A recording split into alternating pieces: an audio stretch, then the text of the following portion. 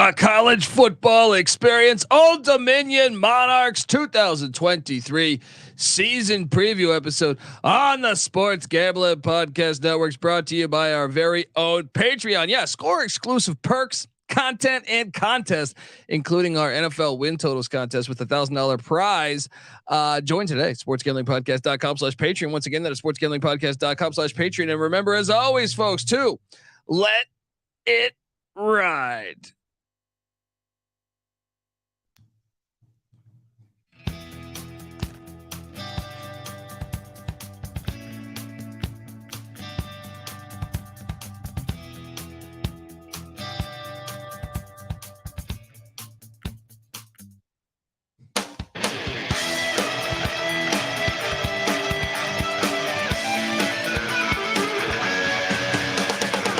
Yes, yes, yes. Woo! Welcome to the college football experience. Old Dominion Monarchs 2023 season preview episode. I'm excited to talk a little ODU football because it was once back in 1935 when they won a national championship. Patty C. I'm sorry, I got to introduce you later. But look, you're wondering, I didn't realize they had a national championship. They got a national championship back in 1935. Look, perhaps you're wondering who the hell you're listening to. My name is Colby Swigga Database Dad, aka Pick Dundee. That's not a pick. This is a pick. He was raised in the land down under, where a man thinks on his feet, speaks with his fists, and lives by his wits. When Dundee happened, he was a superstar. I'm probably drinking too much and celebrating too much and not sleeping. Would have killed a normal man, but no, that's gone. The medical advice I got from that was like being hit by lightning. Pretend it never happened and get on with your life. Sage wisdom from Dundee there. Oh yeah, and look, Ricky Rahne, he's got his work cut out for him. Got his work. Big year in old Norfolk. How do I say that? Norfolk. Norfolk. I am joined by my co-host. Give it up for former JMU Duke defensive back, the burrito eating, sideline kiss stealing, wheeling and dealing, Patty C in the place to be. Hi.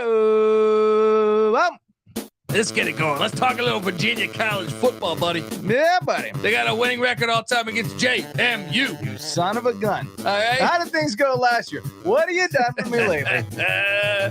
They got a national championship just like JMU. Hello. All right. We got two, though. True. But buddy, this is the house that Chris Gatling built. All right. Hey. Only the database would be Taylor Heineken. That's right. Taylor Heineken. Yeah. Not Heineke. Heineken. Yeah. A great man. A great man for having the last name Heineke and slamming beers in the locker room. 100%. 100%. Should be a starter in the NFL for at least a decade. Yes. He's definitely better than a lot of shitty quarterbacks in the NFL. Buddy, we got a lot to talk about here. We're going to break down the offense, the defense, the special teams, the transfer portal. We're going to go game by game on the Monarchs schedule because, look, it wasn't that long ago, Patty C, that old Bobby Wilder was kicking ass. 2011, 10-win season, FCS playoffs.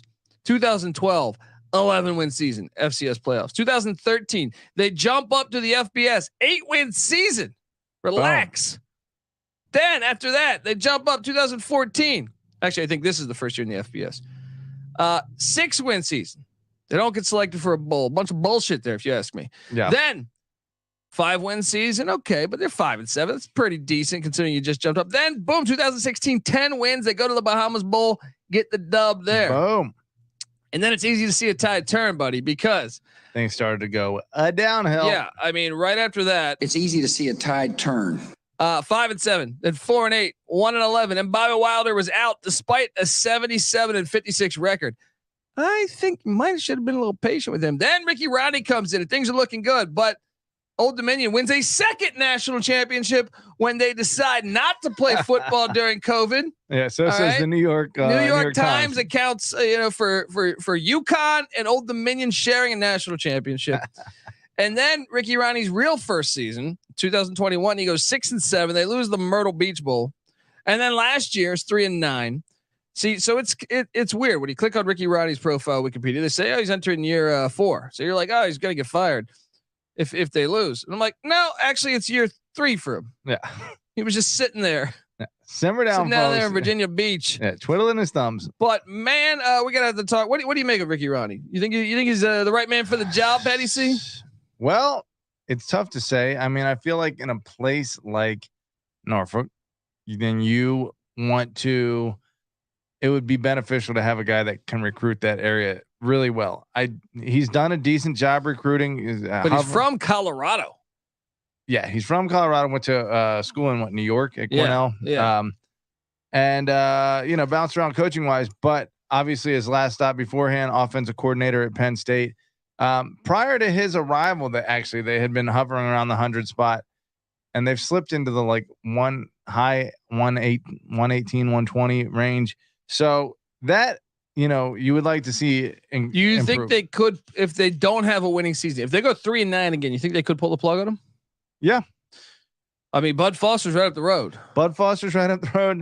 I mean, you know what I've wanted the whole time? Michael Vick. I've wanted it at Virginia Tech. Bud Foster and Rich Rod to come together. It's not going to happen. And look, you hire Rich Rod. If Rich Rod goes to Marshall, I can see it happening. At Virginia Tech, the reason that would have worked is because they had the 757 talent on lockdown, and those two could lock it down at ODU, and it would be something phenomenal.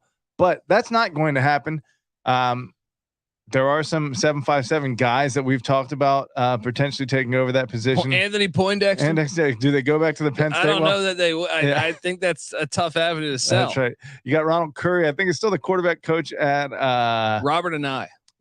Could be great. UVA. You got I don't know if Dre Bly's coaching. He's old. Robert and I is old. He's like 60 something. So who could you get? If I know we're just Jordan firing Bly. Ricky Rahne here, but I mean, come on. Look, I'm rooting for Ricky Rahne. Yeah, if he has a great year, but I will say this.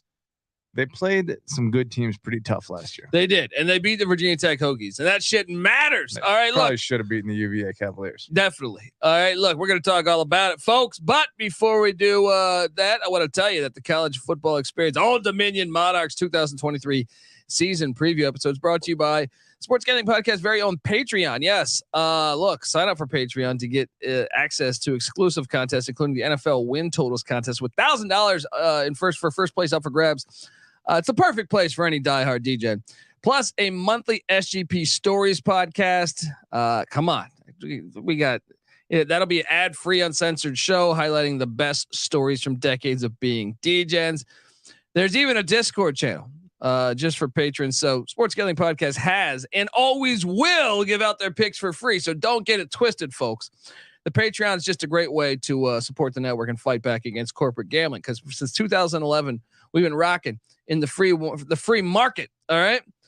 Indie life till I die. All right.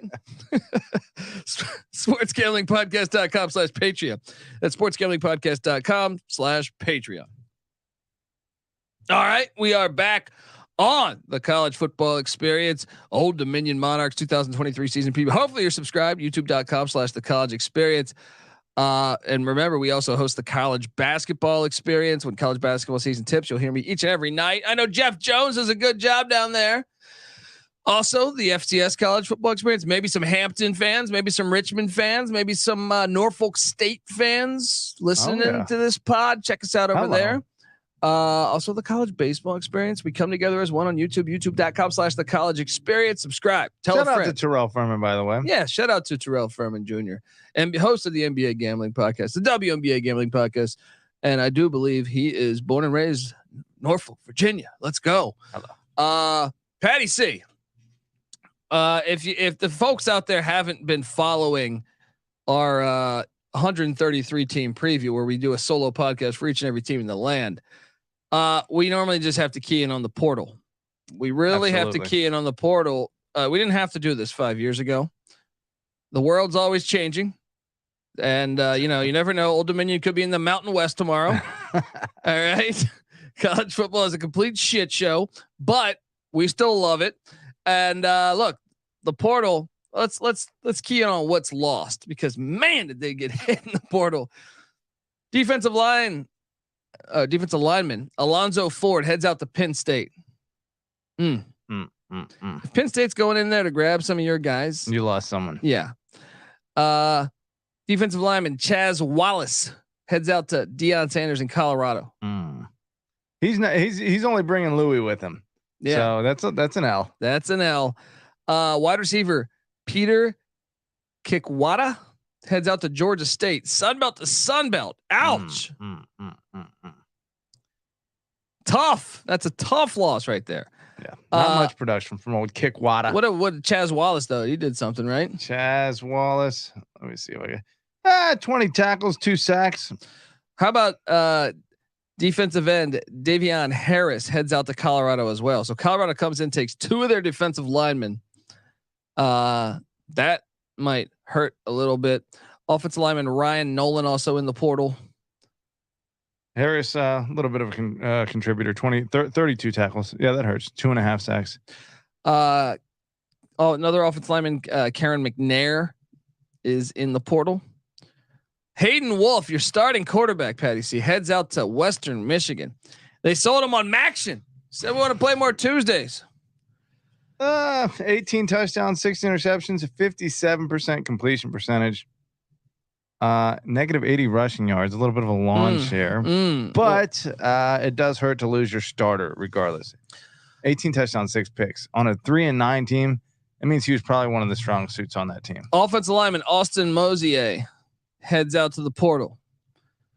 I had some stats on offensive linemen. Cornerback Tyus Fields, portal, 4-star transfer. So he might be a player. Lost him. He's gone. He's in the portal. Unless, I mean, I guess theoretically you could come back, but sometimes 24/7 doesn't update their stuff. Yeah. Offensive tackle Kadir Kunta heads out to UCLA and Chip Kelly. See, it's the destination spots that I go, wait, Colorado and Deion could grab a lot of. They went out and grabbed a lot of big time players. So 2 guys go there. They lose one to Penn State. They lose their starting quarterback. They got their offensive tackle going to UCLA. A 4-star corner leaves. ODU is essentially Fork Union. They're a junior college that is prepping these guys for the big leagues, right? Yep. Well, there's more of them. Dominic Anthony, quarterback, portal. Defensive lineman Keyshawn Hunter, portal. Wide receiver Noah Robinson, portal. Cornerback Levi Wentz, portal. Linebacker Tavion Clark, portal. Safety Jihad Scales, portal. Wide receiver Aaron Moore, portal. And then this one, Patty, see, look up the stats on this guy. No, I got him. Wide receiver Ali Jennings, 54 catches, 959 yards. heads out to Virginia 9 Tech. touchdowns. It's good for 17.8 yards per reception. It Nice gets pickup by Tech. Yeah, very Big nice. loss for ODU. Safety Damian Charity, portal. And then look up this one, Patty. See, running back Blake Watson heads out to the Memphis Tigers. 918 rushing yards, 5.8 yards per carry, 5 touchdowns, and 37 receptions. This team got destroyed in the portal. Yeah. Now, incoming, they did bring in Georgia Southern safety Ashton Whitner, Sunbelt to Sunbelt. Here you go. Georgia Bulldogs offensive tackle Chris Chernick coming into ODU. They don't usually take guys in that aren't pretty big, players. He'll do fine at ODU. Yeah. Then you jump over and Temple defensive lineman Jalen Satchel transfers in. Temple cornerback Nate Wyatt transfers in. Duke linebacker Syed Stevens transfers in. Duke was a 9-win team a year ago. North Carolina defensive lineman Jalil Taylor transfers in.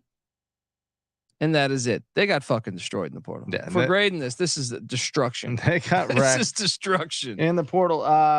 Ladarius Calloway was the running back they got from what what was he? FCS, or maybe it was JUCO. Yeah, that's what it was. JUCO, East Mississippi. 75 carries, 462 yards. Doesn't seem that impressive, but when you do the math, it's like over 6 yards of rush. Still, that is right, dude. They got destroyed in the portal, man. Yeah, that guy though, Calloway, Ladarius Calloway, was the number 2 recruit in the state of Mississippi his senior year. So maybe they brought in a big dog at running back, but you just can't have one guy and make up for all of that talent you lost. Yeah, they got wrecked. Well, the offense, Patty. And when you consider that the recruiting hasn't been great, like I said, 118 last year, 122 the year before. So they're not exactly restocking the cupboards. The offense, Kevin Decker's got his work. Remember last year, right before the season, their offensive coordinator resigned like a week before the season. That offense was 115th in scoring offense. Maybe that's why he resigned. 124th in rush offense, 50th in pass offense, charting at the number 105th offense in the country. Oh, he left Kevin Decker, you mentioned, coming in from Fordham. So they throw the ball around. So that 50th pass offense probably. I watched a lot of Fordham last year with Tim DeMora. He's now on the Redskins, but I mean, they do fire the laser at Fordham. So, young guy, 34 years old. Maybe he's dialed into this newfangled high octane shit, and ODU's offense will start to move the ball a little bit. Perhaps. Let's talk about this offensive side of the ball, because here's where, with losing that many guys, they only have 4 starters back on the offensive side of the ball, Patty C. On an offense, now there's 2 ways to look at that. It wasn't a great offense a year ago, but they also added the year before Brendan Clark from Notre Dame. I wonder if this guy will ever. I don't even know if he's with the team anymore, but you wonder if he was good for 6 rushes for 12 yards last year. Well, they brought in Grant Wilson. Guess that's their new quarterback. Guess where he comes from? Fordham. Nice. Well, that seems to be a trend. Bring the quarterback with you. So I mean, I guess I have lobbied on this show. If you land your quarterback, you've won the transfer portal. This would be the exception. Wait, Brendan Clark was the quarterback as well. No, he's a running back. At Notre Dame, no, he's a quarterback. Okay, yeah. Okay, sorry.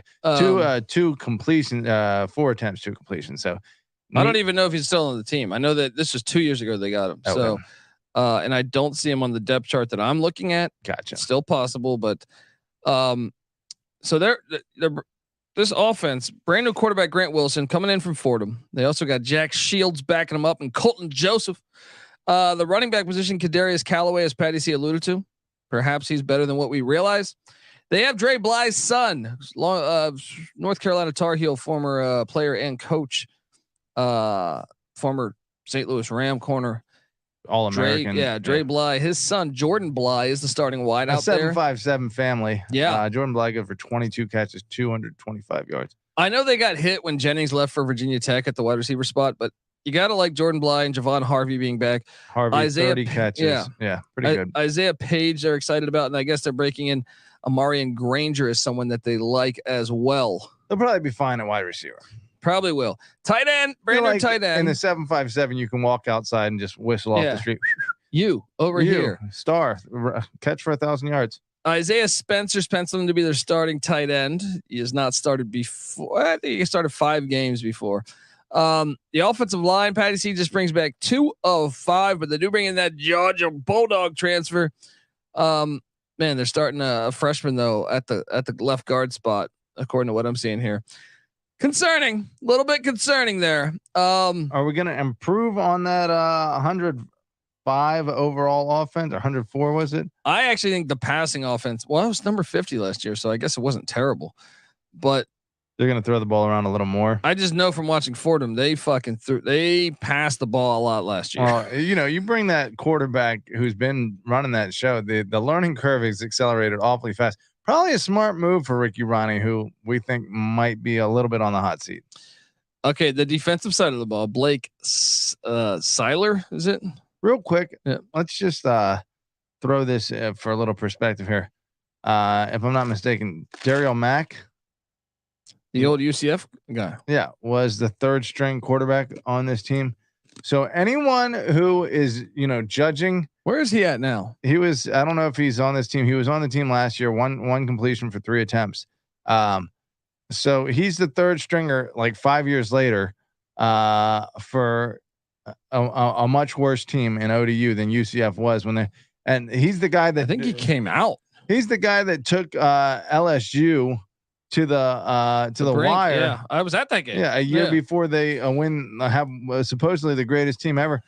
I mean, when this team had was it not Dylan Gabriel? Who was the quarterback? Mackenzie Milton. The year before and most of that year, UCF really could have been a national championship. Anyway, champion. Well, yeah. I mean, it's interesting that he didn't get more burn. I don't know if Rahne was the right fit for him. I feel like him in a Rich Rod offense would work, but defensively, as I alluded to, Blake Seiler scoring defense was 63rd in the nation season ago, 117th in rush defense, 93rd in pass defense, total defense charting at 117. Patty C.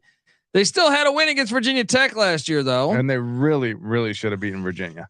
They had a random. I think Virginia hit a last. They had a very goal, random right? year. Yeah. Okay, Arkansas State's ass. I expect them that's a winnable game. I did not expect them to go to Coastal and beat Coastal by 28. Yeah. I did not expect them to beat Virginia. I know Virginia Tech wasn't great, but still, I didn't expect them to win that game. Very good win. Yeah. And then they got destroyed in a bunch of other games. So, including a 12-0 loss to Marshall. Still, Georgia Southern beat JMU, and they only lost to them by 5. They had a similar performance to JMU. But they lost all this talent. Marshall was good, a 12-point loss, a 13-point loss at ODU, and as South Alabama had 10 wins last year. They only lost by 7. Yeah, a lot of those on the road. They're in some of these. They're way better than the record indicates. Well, are they this year though? Is the question, because they lost a shit ton in the portal. They only brought 4 stars back on offense, only 3 on defense. Patty C, on a defense that was terrible. Now Jaleel Taylor comes in from North Carolina. He's penciled in to be a day 1 starter. They only have 1 returning starter on the defensive line in Devin Brant Epps. They're going to be breaking in Denzel Lowry at the other defensive tackle spot and Amari Morrison at the other end spot. A linebacking core, Patty C only brings back 1, and that's Jason Henderson. He was second team All-American led the last nation year. in tackles. Yeah, stud. It's so that's good to have him back. What is it? Who's the old guy from Boston? He's the Luke Kuechly of Virginia here. There you go. EJ Green penciled in to be the other linebacker, and says same with Taj Rael. So I don't know. I mean, secondary, you're only bringing back 1 as well in Terry Jones. You are bringing in a Boston College transfer, Sean Asbury, at the free safety spot that they're excited about. The corners are penciled in to be Lamarian James and Jacorian Lathan. They do return their kicker and punter, but Patty C, I can't help but think this team doesn't return a lot of production. This is where Ricky Rahne really is going to have to. Oh, they got 1 guy at each level of the football that, that is a returning starter, period. But Terry Jones, 3rd on the team in tackles, 2 interceptions. Okay. And then, like you mentioned, Jason Henderson might be the best player in program history. Yeah. And then, like you said, Chris Gadley. Yeah. Devin Brant Epps, good for 3 sacks from the defensive line spot. So, yeah, there's a little bit of a core there, but there's a lot of uncertainty. A lot of question marks. And look, speaking of question marks, we're gonna go game by game on the schedule for the Monarchs in 2023. But before we do that, I want to tell you that the College Football Experience ODU 2023 season preview is brought to you by Underdog Fantasy. Yes, the NFL season is right around the corner, and Underdog Pick'em is a great way to get down on a ton of NFL player props. It's available in a ton of different markets, plus plenty of opportunities to win with their daily MLB contest. And of course, make sure to enter their Best Ball Mania, where first place gets $3 million. Head on over to UnderdogFantasy.com. Use that promo code SGPN for 100% deposit bonus up to $100. Once again, that's UnderdogFantasy.com. Promo code SGPN. All right, Patty C, we are back talking Monarchs. And if you're watching on YouTube, youtube.com/the college experience, you see this sweet ass graphic. Shout out to Cam Kerr, our graphics guy. The win total is sitting at 3.5, Patty C. Think? They lost a lot a year ago. There were some close games. But my new first coordinator, 3rd coordinator in 3 years. My first lean is under. It would require them to have an improvement. Let's compare the non-conference slate. Last year they had UVA and Virginia Tech, but they beat Virginia Tech, but they had them at home last year. And who were their other two? East Carolina, which probably the toughest opponent in the country, with Holton Ahlers there, and then they did lose, of course. And the Flamin' Libs. They had the Flamin' Libs as their 4th. They went heavy in conference there. They didn't have an FCS last year. This year they do, so they can celebrate that. I can't see them improving in the non-conference. I think 1-3 is what we're looking at. They might be able to get Louisiana in Norfolk. Well, let's get to it. Week 1, Saturday, September 2nd. I love this matchup on the schedule. The Monarchs of Old Dominion heading to Blacksburg, Virginia, because Virginia Tech didn't want to play East Carolina anymore after getting their ass whooped Also, some would say they didn't want to play JMU anymore. 0-1, but I mean they beat them last year, Patty. 2-2 all time. I think both wins were in at Foreman Field. Yeah, or I guess, or was it now SB Ballard Stadium? Wasn't it? SB Ballard It Stadium. used to be Foreman Field. Yeah. 0-1, you there? 0-1. All right, now they host the Louisiana Raging Cajuns, who won the Sun Belt 2 years ago, made a bowl last year. Michael Desmarais, Patty C. Do you circle this one as a winnable game? Sure. I favor Louisiana though. I do too. So 0-2. 0-2, and now Dave Clawson and Mitch Griffiths come in 2. I like this little road trip for Wake Forest. Yeah. They're going to fuck up Old Dominion. They will. 0-3. I guess SB Ballard Stadium though is a little bit formidable. They've upgraded it. It used to be like the big potato chips on either side of the bleachers. Now that's kind of a wraparound stadium. Still, and it's probably it's a great stadium, as big as Wake Forest Stadium, but they're just not on that same level at all. 0-3. Now an interesting one. FCS, Texas A&M Commerce, they're new to the FCS, Patty C, but they did win the D2 national title in 2017. It's got to be a win. Last year, don't lose this 5 and 6. Don't lose this game at the FCS level. So, got to figure ODU's got this one in the bag. So 1-3. Yeah. Can they find 3 more wins on the schedule they had on Saturday, September 30th to the Marshall Thundering Herd and Charles Huff and Puff and lose 12-0 last year at home and get worse this year? No, that's a loss again. 1-4. Yeah, I agree. Back-to-back away. Now they head to the Rock. Welcome to the Rock. Take on Southern Miss, going down to Hattiesburg. They're going to get their ass whooped here. I got them 1-5. Southern Miss is a little up and down. No, they're trending in the right direction. They are. Yeah. But they're still a little up and down. I think they're a contender this year. I think it's a loss. So 1-5. Yeah. 1-5, 1-5. Going into the bye week, I got a 1-5 as well. They come out of the bye week and they're hosting Appalachian State, Patty C. 1-6. Uh-huh. Patty C, you agree? Yeah. This isn't a pretty sight we're looking at here. Then they head to Bridgeforth Connect Stadium to take on the JMU Dukes in Harrisonburg, Virginia. 1-7, Patty C. And we even that rivalry. And that's the last time ODU will ever come walking in here, even be tied with us. in here. Yeah. The clock is ticking. 1-7. Then they host Coastal Carolina, and Coastal Carolina wants a little bit of revenge here, I think. Got their ass whooped down there in Conway. Big Bird, aka Grayson McCall, is back. Yep. I will take Coastal Carolina. I got 1-8. Yeah. Then they head to Lynchburg, Virginia to take on the Flaming Libs, Liberty. Jamie Chadwell. See, if you want to play Liberty, I think you want them in September because I feel like by November they're going to have some things figured out. I got the Flaming Libs getting the dub. Yeah. Although, from a talent standpoint, I'd be curious. I want to pull something up real quick.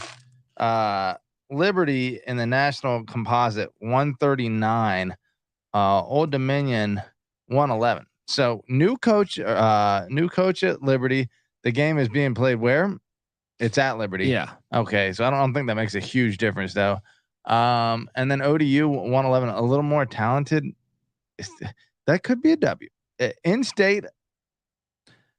I'm going to give him a second. It's not going to be, no, I don't think it's going to be against Liberty, but okay. All right, we'll wait to the end.